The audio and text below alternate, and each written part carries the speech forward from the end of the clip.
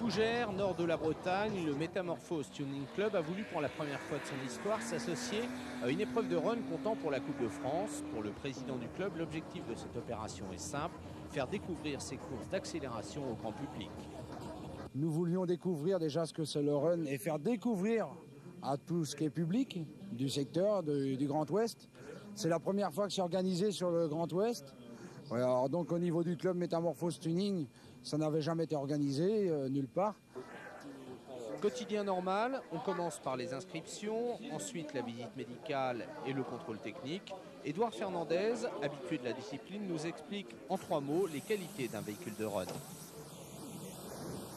La tenue de route, l'adhérence et les performances. Ça fait longtemps que vous faites des runs. D'après vous, quelle est la petite chose qui fait la différence dans un duel? C'est le départ. C'est le départ, la motricité et pas faire d'erreur. Quelles sont les sensations quand vous accélérez?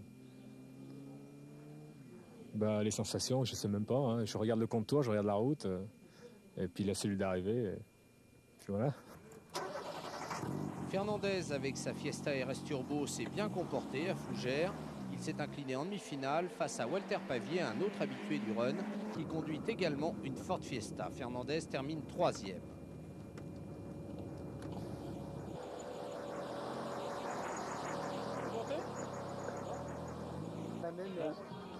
Entre les différentes courses d'accélération, les spectateurs ont pu admirer les voitures de tuning, de véritables petits joyaux ambulants, de la 2 chevaux à la Mercedes, toutes les catégories étaient présentes. Jean-Michel Dauvier a 26 ans, après 1000 heures de travail sur sa Peugeot 306 turbo diesel, le résultat est impressionnant.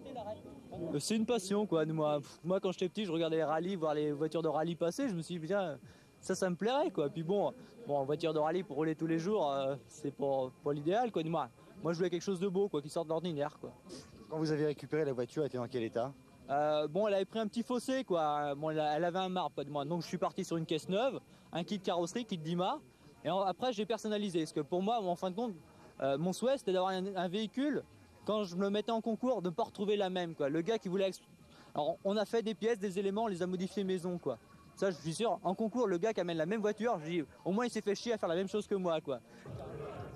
Jean-Michel a acheté son véhicule moins de 10 000 francs. Quelques années plus tard, celui-ci en vaut plus de 180 000.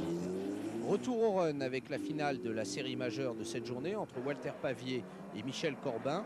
Corbin a l'avantage du chrono. Sa Sierra Cosworth a obtenu les meilleurs temps lors des essais qualifs, grâce notamment à d'excellents départs. Mais dans la dernière ligne droite, il a un petit souci de démarrage. La puissance de sa voiture lui permet néanmoins d'arracher la victoire finale. Lors de la première épreuve qu'il avait disputée, il avait terminé 4e, puis 3e. Aujourd'hui, il l'emporte. Ce parcours constant mérite bien quelques gouttes de champagne.